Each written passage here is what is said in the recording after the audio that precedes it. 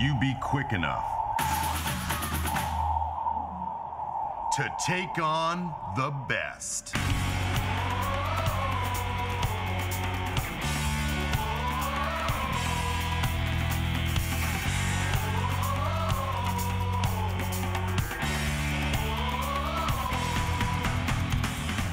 Today, we will watch these 4 members of the fighting game community face off in an elimination tournament with 4 gamers who have fought their way in from the E3 show floor. To face off in ARMS, the first fighting game of its kind. Whoa. You're telling me that they already played the game already?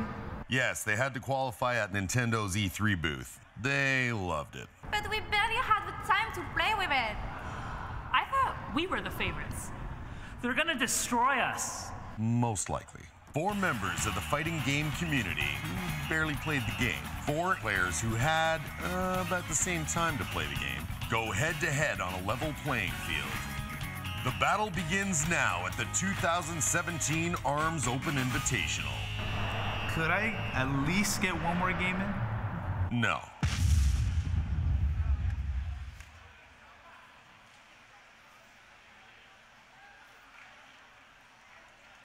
Ladies and... Actually, let me do that again. Sorry, just had a big glass of milk. A lot of dairy in my throat still. me, mother... All right. Shall we go ahead then? I'm sorry, what? Yeah, that would be funny if we were live right now. Wait, we are? Oh. Ladies and gentlemen in the Nintendo booth and watching at home, welcome to the 2017 ARMS Open Invitational! On behalf of the ARMS League, I have the pleasure of introducing your host and commentator for the evening, Jordan Kent. Well, thank you for the introduction. Good afternoon and welcome once again to the 2017 ARMS Open Invitational. I'm your host, Jordan Kent, and joining me, we have Vicky, Kitty, and D1 breaking down all the action.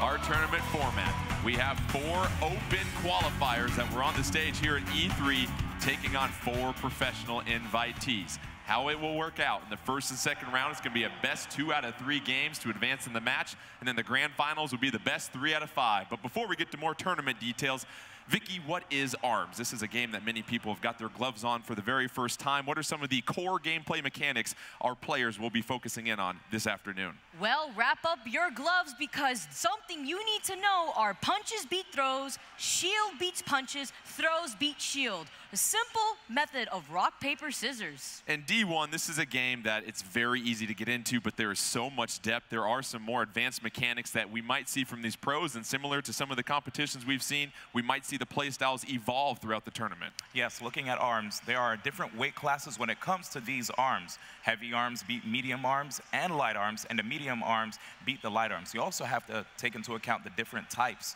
of gloves there are too. Certain gloves actually curve around way better. Some also actually guard against attacks. One, in fact. And there's much more to talk about. Also, even the special abilities of the characters, and we can go on and on, but you know, we might as well just continue. Well, we've got more items to throw at you as well, too. So let's take a look at the items that will be placed on the battlefield between each match of these players. You start off with a bomb. You don't want to be near a bomb. Typically, an explosion is not a good thing that you want to be a part of. Then you have a shock bomb that will shock you. And Vicky, you look at what happens when a player gets shocked. What happens when you get shocked, and how does it open the window for your opponent? Unfortunately, your arms just happen to not work at that very instant, and that would give you the opportunity to push pressure on your opponent and take advantage of the fact that they aren't allowed to attack you back. The game is ARMS. If you don't have your arms, you're going to have a bad time. Meanwhile, we have an HP bottle and some super juice. D1, what will that do? So there's a great area of effect when those items hit the field. If you see the HP healer, you basically get more health. And when it comes to the rush, if you get inside that area, you get more meter, which will allow you to unleash a rush, which does a lot of damage to your opponent. Well, let's take a look and be introduced to our 8 players that will be taking center stage here. And let's start with our open qualifiers that were right here on the floor. It could have been any of you, but it was these four. So we have Skyward Wing, Spring Guy, Gaming with Me, and Zerk. And Vicky, your thoughts on our 4 open qualifiers? Well, they all worked very hard to get to where they are right now to be able to be considered qualifiers. I actually recognize some names over here, Skyward Wing and Zerk, you know, Zerk being part of the fighting game community himself.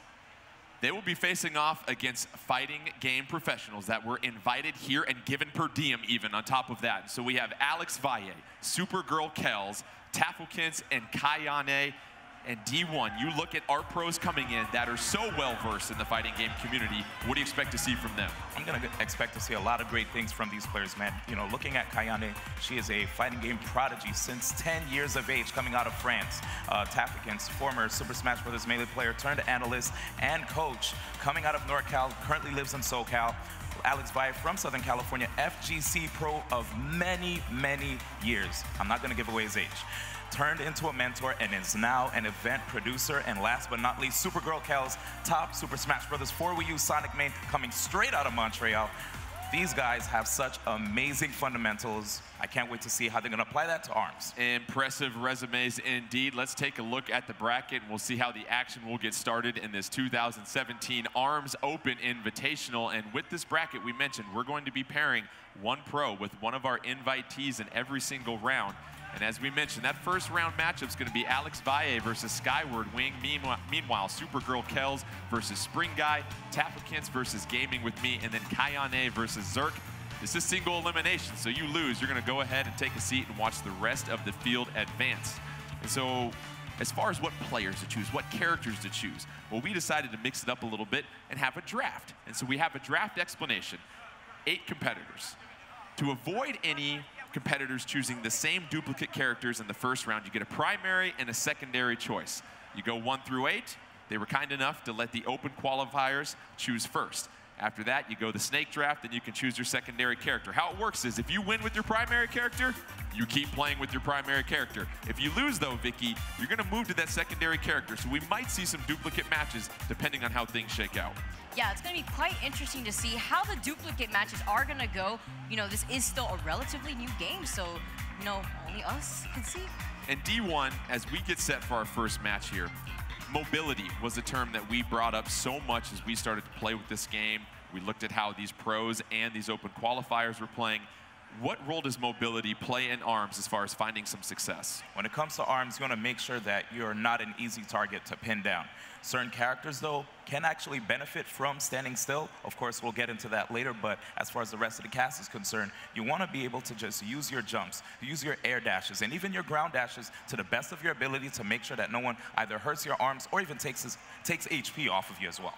Let's get set for our very first match. From the pro fighting game community, please welcome Alex Valle and our first open qualifier, Skyward Wing. Please come take the stage. Our very first matchup in the 2017 ARMS Open Invitational. And so D1, you look at some of the mechanics that are sometimes universal in all fighting games, being able to read and react to what your opponent does. How critical is it in a game like ARMS where every stage is going to be different that you've got to know exactly how your opponent's character plays? Well, character knowledge definitely helps out a lot when it comes to this game, but let's also delve deeper into the arms that these characters have.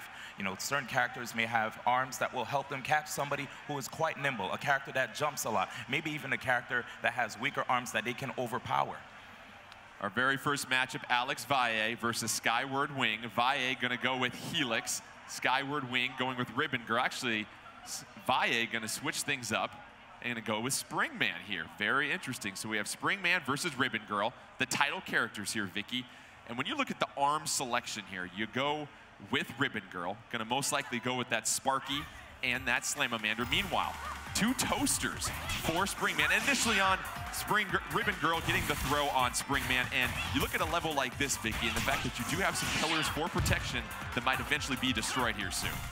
Those DNA pods that you're seeing right there allows you to hide behind them to prevent yourself from getting hit quite often, and you could also use them as a distraction to maneuver your arm around. That way you can hit them from behind if possible.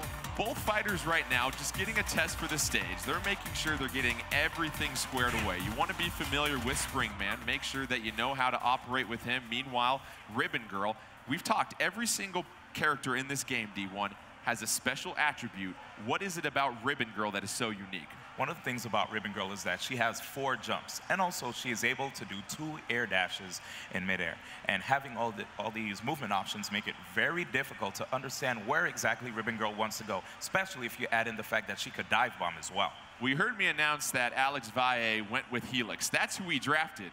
Unfortunately, he had an itchy trigger finger. He selected Springman, so we're going to go ahead and reset that. Let him select Helix. We've got to stick to our rules of the draft. You don't want to color outside the lines here, essentially. But let's get to Helix, the character that he's going to choose here soon. Helix, one of those really unique characters that you've got to have a pretty firm grasp of this game to really understand. And Vicky, what can you say about Helix's ability to avoid all those potential punches he might face? So we were talking a lot about mobility and how mobility is very important in this game, but you also have to take into consideration when you could kind of maneuver yourself away from the punches, and that is something that Helix could do. He could extend his body actually by holding jump, making him go straight in a line and kind of avoid all those punches, but at the same time shrink and crouch under arms by holding the crouch button, the dash button. Over 24 arms you can choose from, and along with the way that they're designed, they can hit you different ways. You've got your more traditional arms like the toaster. However, there are elemental attributes to every single arm here. In D1, let's start with fire. How is that going to impact a player if you charge that punch to use that element? So when you charge your punch and it has the fire element, this allows you to knock down the opponent. And when you knock them down, this gives you an opportunity to apply pressure with the 50-50s, the rock, paper, scissors game, which Vicky alluded to. And Vicky, let's sort this out right now. You've got stun and you've got shock. Shock we talked about a little bit earlier with that shock bomb, but remind the folks what happens when you get shocked if someone uses one of those electric elemental punches. So these are the 2 types of attributes that people tend to forget or mix up. Shock actually allows you to deactivate your opponent's arms, making them unable to shield or send an attack of their own, whereas stun stops the opponent's actions for a short amount of time. And you have that very brief window with the stun D1 to be able to throw, or if you've got a rush attack ready to go. And oh, we mentioned rush attack. How rude of us. Why don't we explain that real quick? D1, give me a quick explanation of that rush attack we're going to see most likely. Oh, absolutely. So if you build up meter, right, you basically build up your rush gauge, and this rush gauge allows you to cancel out any lag if you throw out a bad swing. If you go for a bad punch and then your opponent is about to counterattack, you could rush to cancel out that lag. You could also cancel out the lag from a grab as well. And this rush attack, of course, does a lot of damage. Let's get to our first match now that Alex Valle so politely chooses the correct character. We've got Helix with 2 blorbs. Those have the blinding ability. Meanwhile, Ribbon Girl going with that Slamamander and Sparky. Fire and electric elemental punches right there will be interesting. Ribbon Girl getting the throw on Helix. Early damage in this one. Meanwhile, Helix ducking behind those DNA tanks that you mentioned, Vicky. Yeah, those DNA tanks really help you avoid getting hit constantly and allow yourself to make your opponent throw out their arms and leaving them vulnerable to attack. In D1, you need to time out your punches. A lot of times, people are going to throw out both arms. You can get double damage with that. However, it leaves yourself open. Exactly. You wouldn't want to do that because that could leave you susceptible to a grab or even a rush.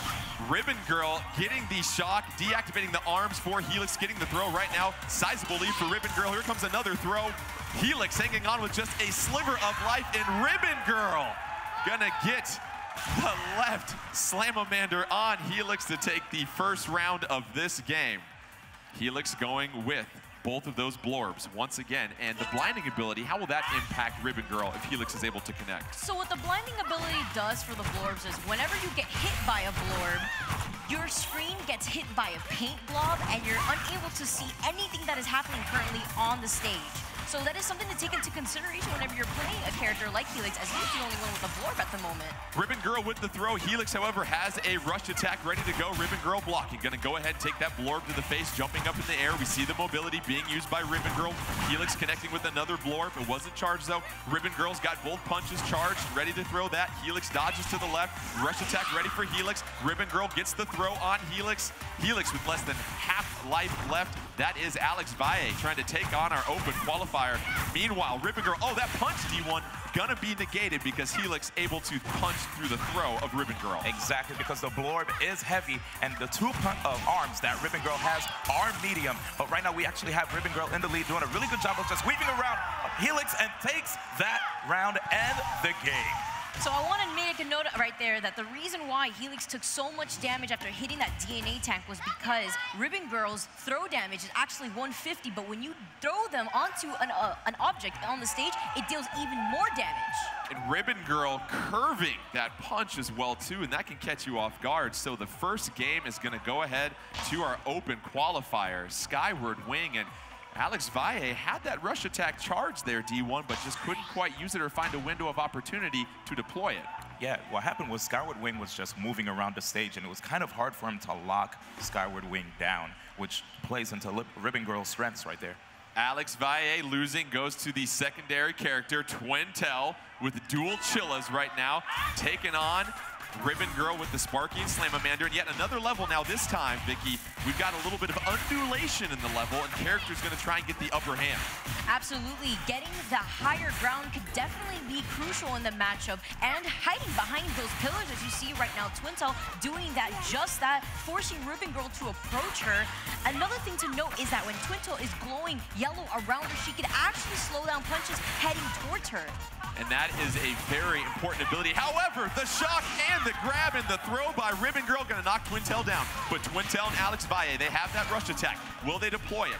Trying to dodge and find cover around that pillar. Ribbon Girl, there you see the double jump right there. D1, that maneuverability opens up the window for the throw. Absolutely, and when it comes to maneuverability, Twintel also has that, as if she jumps in the air, goes for an air dodge, she can use her star struck, which slows down attacks, but the rush attack gets a decent amount of damage.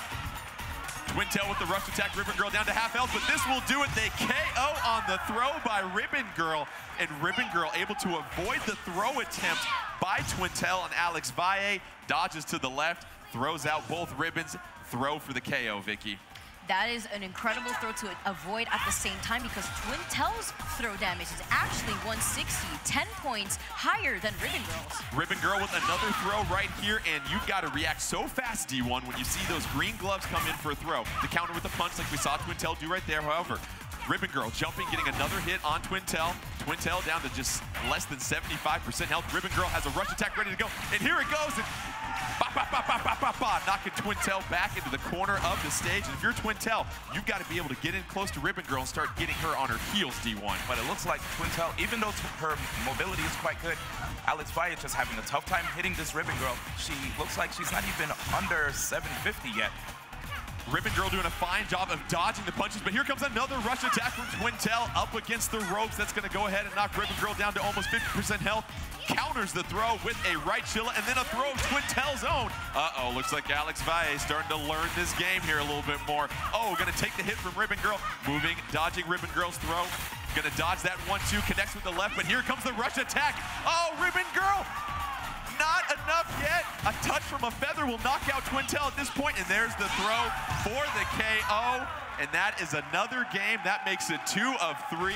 And Skyward Wing, your open qualifier, going to go ahead and take down Alex Valle, the seasoned pro. However, Skyward Wing getting very familiar with this game in the short amount of time he's had to play it, Vicky. That's incredible. We've been seeing both these players abuse their rush attack a lot better than you could see anywhere else, honestly. They catch the opponent right in the air, catching them out of their jump, and making sure you have to respect the rush attack if they do not have it at the moment. Even if Alex Valle is out of the tournament now, I know he's going to hit the lab and come back stronger in the future. Looking at the replay, it almost seemed like Alex was starting to get the grasp of how to play with Twintel is just too little too late. And you see how both characters were really doing a fine job of dodging punches and then countering with their own and being able to connect. And looking back at that match, it was really something where Ribbon Girl doing a fine job, D1, of getting her punches charged and connecting with those. Oh, indeed. And just jumping in the air, dodging everything that Alex Valle keeps trying to throw out. But right there, if you notice, when an opponent goes for a punch that's easily reactable, you can just immediately counter with that rush attack, which is why you saw Alex Valle lose so much health. And right there, with another wrong swing, you just saw Ribbon Girl jump out of the way and got that free grab punish. One thing though, if you do have one arm open, you still have some mobility. It's not as good as when you have both arms intact, but if you have at least one out, it's better than having both out. We saw those 1-2 combinations from Ribbon Girl that helped lead her and Skyward Wing to success. Let's take a look at the updated bracket. You see Skyward Wing will advance to the semifinals with that victory over Alex Valle. Let's get you set for our next match that will feature Supergirl Kells versus Spring Guy as they take center stage here in the next round of our 2017 ARMS Open Invitational. And looking at this draft, as we mentioned, the Open qualifiers had the first selection. Who they choose obviously can make a big impact, because if you had the last pick in the draft here, Vicky, you may not get a character that you had a chance to get familiar with, and that can certainly make things difficult. It makes things difficult, but also interesting. At the same time, these are also pros that have a good understanding of the fighting game community and what they're going to look out for their opponents. Supergirl Kells going to go with Ninjara. Meanwhile, Spring Guy going to go with, take a wild guess, Spring Man. So you look at what Ninjara can do. We talk about mobility. What is so special about Ninjara and what he can do differently than everybody else, D1? So when Ninjara jumps into the air, if he goes for an air dash, you can't quite tell in which direction he's trying to go in. And that's what makes him really unpredictable, on top of the fact that if he's on the ground and you shield, he also teleports, which makes it very hard to want to pressure him. Disappears in a cloud of smoke. You can't predict if he's going left or right. Players are getting set for their matchup. Supergirl Kells going to be playing as Ninjara. Spring Guy going as Spring Man. And let's take a look at the loadout here. Spring Man choosing between that toaster, that boomerang. It looks like it's going to be a toaster and tri-bolt for Spring Man. Meanwhile, Ninjara is going to go ahead with that buff and tri-blast in the early attack by Spring Man. Ninjara, you see disappearing in that cloud of smoke. And Vicky, if you look at Ninjara, how important is it for Ninjara to always be moving and keeping the opponent guessing? For Ninjara in particular, it is very important to always be on your toes and in the air, because whenever you hit Ninjara's shield, he actually disappears in the cloud of smoke, as well as whenever he does so in the air and he uses a dash move up there. That means that you have to be really wary when your opponent has rush attack, because that means you can't shield the rush attack like the other characters in the game. Springman, Ninjara, they're both at about 60% health at this point. 60 seconds left in the match. Both players close to a rush attack. There goes Springman. He's got his rush attack ready to go. Got the tri-bolt charge. Gonna miss with that. Ninjara connects with the left buff right there. Both players have their charges punched. Punches charged. Meanwhile, Springman gonna release that rush attack. Ninjara gonna succumb to that. Ninjara down to just 35% health. Meanwhile, Ninjara disappearing in a cloud of smoke. Gonna miss the throw, and D1 connects with the throw right here. Keep an eye open. We've seen Ninjara actually almost has full rush. This will allow Ninjara to make a comeback. Yet another throw by Ninjara. Springman trying to hang on, less than 25% health. Keep a look at that timer, just 23 seconds left. Another throw for Ninjara. Not a KO yet. Still a sliver of health left for Springman. Ninjara there connects with the buff in the left arm, D1. And Supergirl Kells made sure to save her meter, so she has rush for the next round. Supergirl Kells taking the first round in this first game. Ninjara with a full rush meter controlled by Supergirl Kells. Meanwhile, Spring Guy with Spring Man. And Spring Man, D1, when his health gets low, he's got an attribute that kicks in. Yes, when he is at 25% health, it is quite scary because his arms are perma-charged. Ninjara with a rush attack and gonna do all sorts of damage to Spring Man. 240 down right there, Vicky, and those rush attacks are so important to connect on in these That is why you saw Supergirl Kells hold on to her rush for so long, because she wanted to use it to her advantage so that way she could progress within this match, as well as you see her right now just approaching Springman. But she needs to watch out. If Springman gets hit right when his charge is off, the punch will be deflected when a shockwave parries the attack, but he doesn't even need it. He's able to use his rush. Rush attack by Springman, hanging on for dear springs at this point. Meanwhile, Ninjara connects with the right tri-blast. And you saw Ninjara and Supergirl Kells doing a fine job of jumping in the air, D1, reading the punches coming in from Spring Guy, and then disappearing into a cloud of smoke and countering with a quick attack. Oh, indeed. And the scary thing about the Ninjara's buff glove is the fact that when you charge it, it gets bigger, which means you basically have a bigger surface area, more opportunities to actually land a hit on your opponent. We talked about having some potential duplicate matches, so you'll be very excited to see who Spring Guy's secondary character is. But you mentioned the buff. What about the weights of the gloves, D1? These arms have different weight classes, and those take priority when they meet each other.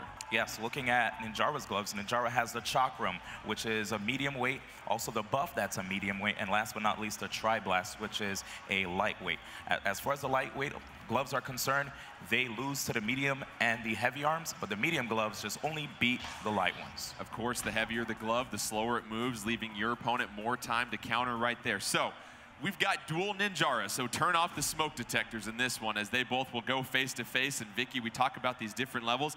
Now you have this level, this dance floor for Ribbon Girl. You're gonna have these pillars pop up, so lots of different coverage that's gonna be random throughout this match. Yes, as I mentioned earlier, the higher ground is really where you want to be, and with these two characters, they're very high mobility based.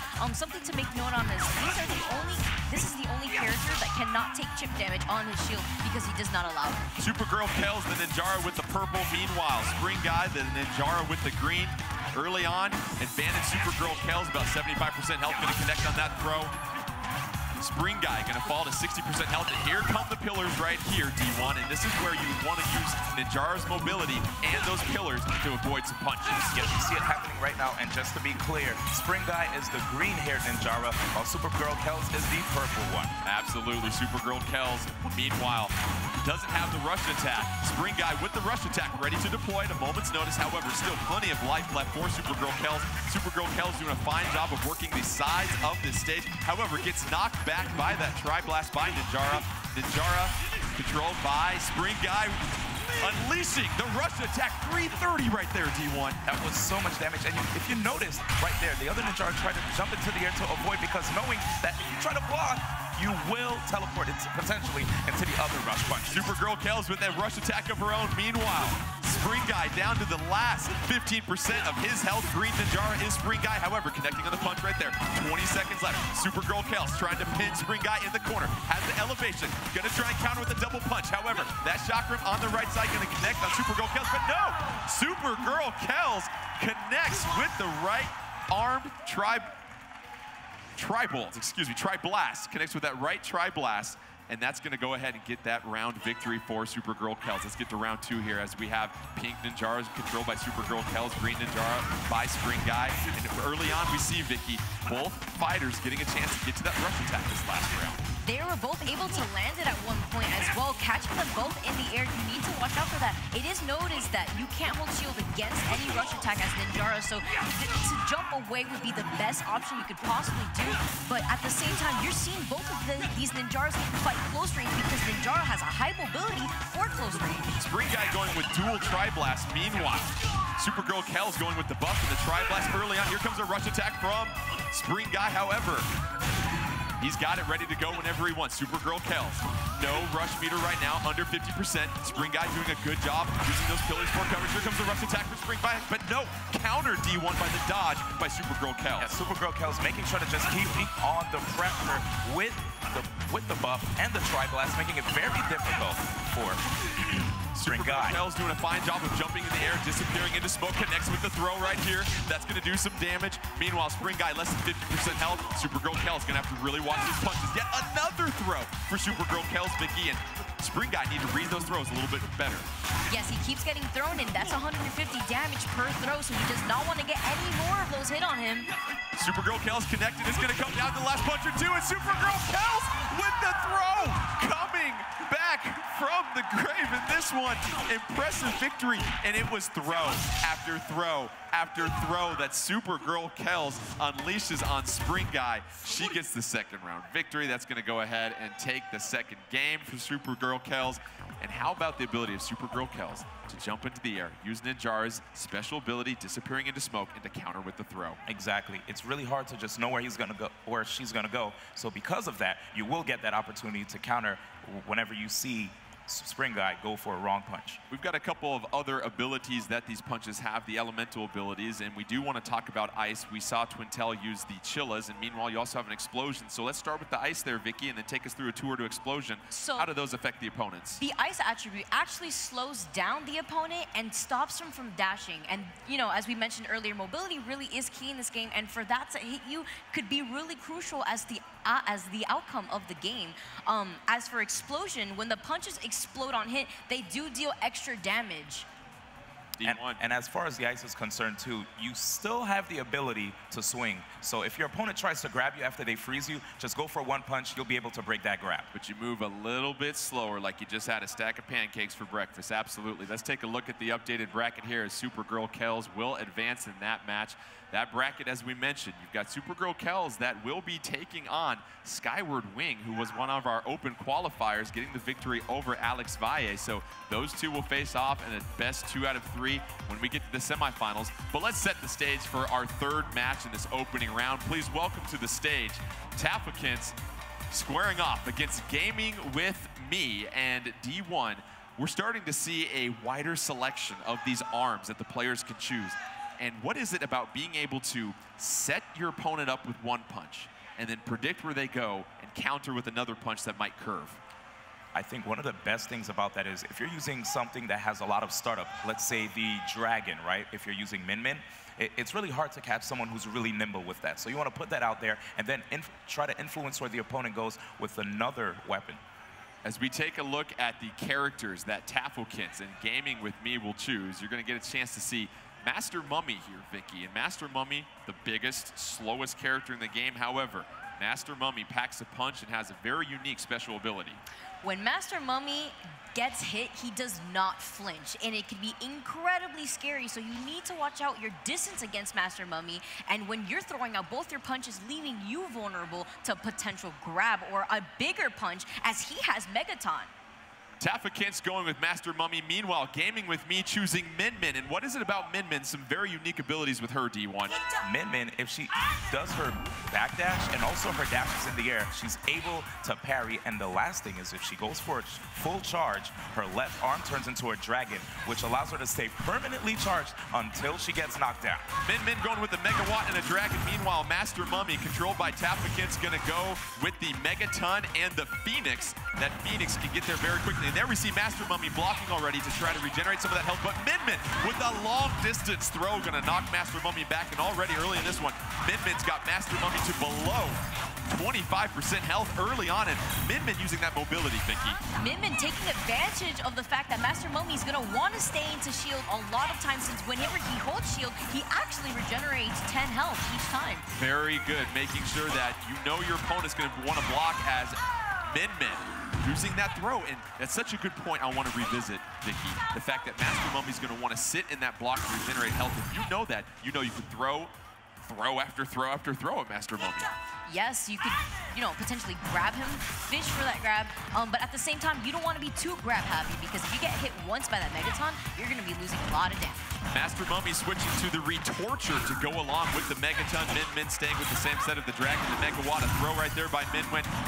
You've got the rush attack charge for Master Mummy. Master Mummy trying to charge up both punches. No avail right there. Yet another throw by Min. And Master Mummy, Min trying to send Master Mummy back to the tomb early here. Master Mummy blocking the punches right there. Dodges the rush attack, counters with the throw. Gets the throw on Min.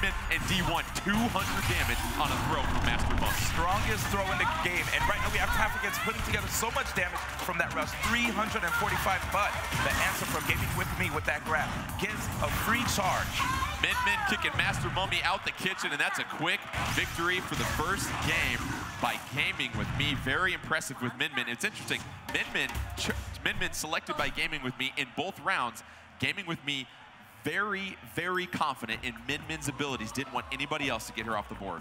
Yeah, and it looked like right there at the end of that game, Taffakins was thinking to himself like, wow, man, that pressure from the Min was quite great. So he's going to have to think really deeply about how to counterattack this Min into the next round. Well, Taffakins' secondary character will be Springman, so a little bit more mobility right there, Vicky. And if you're facing a very fast player like Min, what are some of those potential arms you want to go with? You don't necessarily want to go with big, slow, heavy arms. You're looking for something maybe a little bit lighter that you don't have to throw straight at them.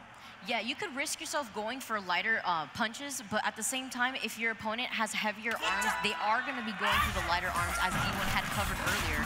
Looks like Taffakins going to go with Master Mummy in the second game. Min victorious in the first game.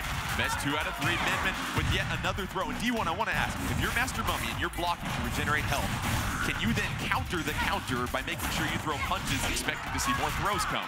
Yes, as long as you make sure you just throw a punch the moment you see that grab coming. I mean, there's an audio cue and you see that green neon light right there. It is quite obvious to be able to block the grab, but you have to make sure you don't swing first. Min tossing Master Mummy around like a rag doll in this round. Gonna get the throw yet again. And unfortunately, Master Mummy recovers health, but not as much health as a throw takes away, as Min is calling from long distance with those grabs, tossing Master Mummy all across the map. And another quick victory for Min, who, oh, by the way, D1, has a rush attack ready to go. Uh-oh.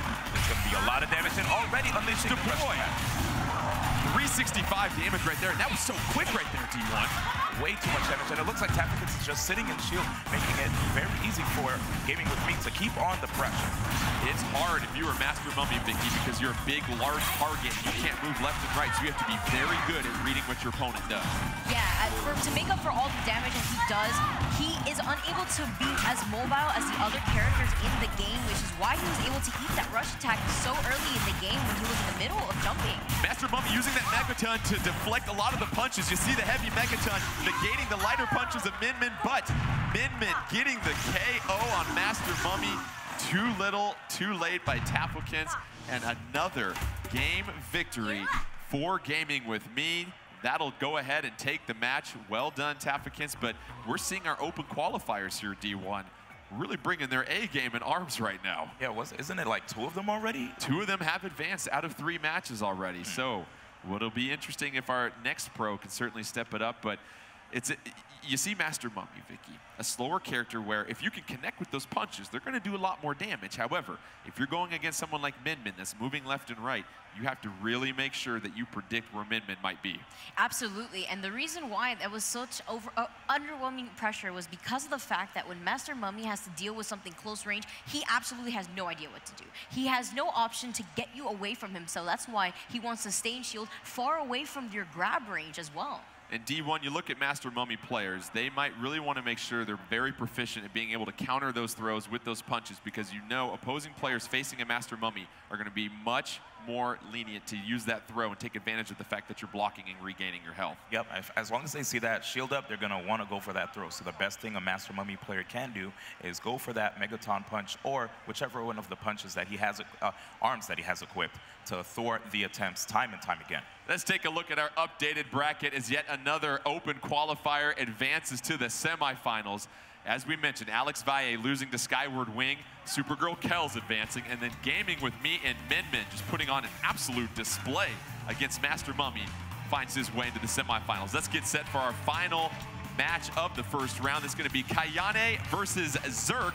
Please come down to the stage here. And Kayane, very experienced fighting game player, has a lot of different tricks up her sleeve. Meanwhile, Zerk, D1, this is someone very familiar with the scene also. It's not your typical open qualifier that punched their ticket here. Yes, coming from Florida, this guy has been in the fighting game community for quite some time, but Kayane is a prodigy from 10 years of age. I mean, that's kind of scary, man. It's a lot of experience right there, Vicky, but what we're seeing so far is the experience in other games not necessarily translating against our open qualifiers that have had a little bit more time to play ARMS and get familiar with this. And what are you seeing from our open qualifiers as far as some gameplay mechanics that's really giving them an arm up on the competition so far? So the open qualifiers that have been doing a fantastic job right now and moving on within the bracket are playing a lot more safer than what you're seeing. Keeping your hands at the ready could be very, very crucial. It allows you to shield and it allows you to grab. But at the same time, if you're going to throw out both your punches or throw a grab, you have to remember you're leaving yourself open to anything that could come your way. Let's get set for our matchup here. We've got Kayane going with Mechanica. First time we've seen her. Zerk going with Twin Tail. What do we know about Mechanica here, D1? Yeah, I'm actually super pumped because I play this character quite a bit. When it comes to Mechanica, the scrapyard scrapper, she hovers off of her jump, and she has an opportunity to actually not flinch when she goes for a punch, jump, or a dash.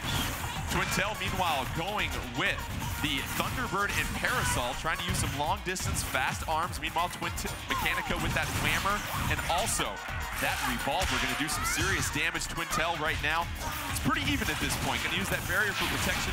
Mechanica going to dodge around. Twintel connecting with a couple punches and just being very proficient here, Vicky, of just landing these small, light, fast punches. And it's really interesting to see how Mechanica is trying to maneuver herself around Twintel, and at the same time, right there, she was able to charge her attacks mid-air. She's able to do that while she hovers as well. Twintel dodging the rush attack from Mechanica and then able to block the rest for very little damage. Meanwhile, getting the throw on Mechanica.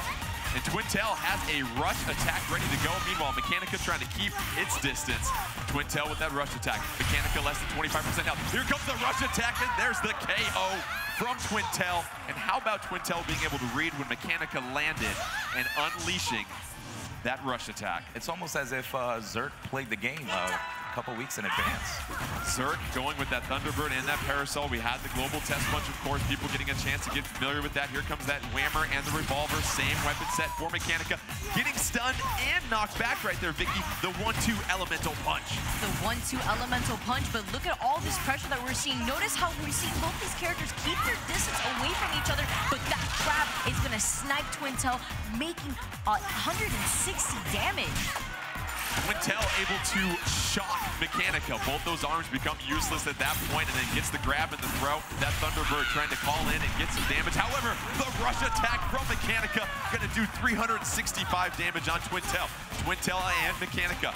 Mechanica with about 60% life, Twintel with about 40 at this point. And you look at Mechanica, D1, finally getting some pressure on Twintel. Yeah, if you notice, the whammer right there is a great tool that actually beats both of Twintel's arms, which are medium, while the whammer is heavy. Zerk doing a fine job of shocking Mechanica and then using that grab to get some extra damage as well, too, connecting on those charge elemental punches. We've got about 36 seconds left. Twintel with the rush attack, ready to go. Zerk being very careful about when to deploy it. Counters the throw with the Parasol through the throw. Gonna size up Mechanica at this point. Here comes the rush attack, trying to say goodnight to this round. However, Mechanica gets knocked back. We've got 22 seconds left. Zerk counters 1-2 Thunderbird and then the Parasol, and it was all about those charged elemental punches, D1. There was so much patience right there from both of those players. Did you notice how they were not even swinging? They both just kept looking at each other, waiting for one to go for the first punch, and finally, Zerk attacked when the time was right. Kayane going to move to her secondary character, which will be Ribbon Girl. We'll get that game set up here soon. But Vicky, D1's making the point about these players being patient, not throwing arms out there. You've got two choices here. You can either play very aggressive, meaning you're the one calling the shots, or you can play a little defensive where you're trying to read and react. When you look at those two different play styles, let's start with the aggressive one. What are some things you want to keep in mind if you really want to try and put the pressure on the opponent? If you really want to put a pressure on your opponent, you have to take into consideration your stage, where you are, your positioning, how far are you from your opponent, what can your opponent do from this so-and-so distance, what can their special attributes be, do they have rush? A lot of times you're seeing both of these players get hit by rush because they're constantly jumping mid-air, trying to avoid each other's attacks, but not trying to be as grounded and trying to close in that space. That's Zerk and Twintel with the double chillas to the left if you're facing the screen. Meanwhile, Ribbon Girl controlled by Kayane. In Ribbon Girl stage, Twintel going to get the throw, but here come those pillars right there. In D1, Ribbon Girl's ability to jump multiple times can really take advantage of getting the height on Twintel and raining down some punches. Oh yeah, when she's on this stage, she actually gets more air dashes when she's at the top of the columns, actually. It's really scary. Twintel with the rush attack on Ribbon Girl, almost with the KO, and Ribbon Girl avoiding the throw right there, hanging onto a sliver of life. Twintel with both chillas charged at this point, trying to land one more critical punch to go ahead and say goodnight, take this round. However, Ribbon Girl keeping her distance, using those pillars for defense. Twintel can't connect quite yet, but there you go. The left chilla in the face of Ribbon Girl, gonna knock her down, and that round is gonna go to Zerk. And Zerk, we haven't really seen him utilize the slowdown attribute of Twintel yet, though. Hasn't really needed that. Wow, yeah, instead, he's quite comfortable just weaving around Kayane's attacks. He actually did it right there. As Go figure. I knew you would right there. I think we just I just heard us right there. You're smiling. I see you, Zerk. I know exactly what you're doing right there. Meanwhile, Zerk trying to get some pressure on Ribbon Girl and Kayane. Zerk with that Twintel has that rush attack ready to go. Floating in air, slowing down time. Zerk, as we mentioned, heard what we were saying. Ribbon Girl approaching these pillars right now, trying to get inside of Twintel with that range of the two Slamamanders, which is very interesting. And you look at when the pillars get this high here, Vicky, and Ribbon Girl Twintel really needing to jump and be very aerial with her attacks. Not only could she get the higher ground on this stage, as D1 mentioned, but the Slapamanders actually allow her to kind of cover a wider attack. Ribbon Girl with the throw on Twintel. Twintel with the healthy amount of life. Meanwhile, Ribbon Girl, she's at about 20% health. Gonna have to be very careful here or else this game and match will go to Zerk. Zerk with the double chillas on Twintel. All charged up, ready to go, trying to do some damage. Here comes the rush attack, and that is the KO. That is the round, that is the game, and that is the match, D1. Did you notice how Zerk literally stood there, waited for Ribbon Girl to jump right in front of him, and he unleashed the rush attack right then and there. Zerk and Twintel proving to be quite the formidable pair. Impressive victory over Kayane. And here's what we have now. 4 open qualifiers, 3 of them advanced to the semifinals. And Vicky, what we're seeing from these open qualifiers is their ability to really tap into the special usage, those special abilities of their characters, and they're doing a fine job of reading their opponents too. That, and you could really tell how practice goes a long way, because our qualifiers were able to play the game prior, and they were the ones who excelled the most in their group, and that's the reason why they're here right now. Let's take a look at this bracket as we get set for semifinal action. As we mentioned, the semifinals will also be a best 2 out of 3 when it comes to these games.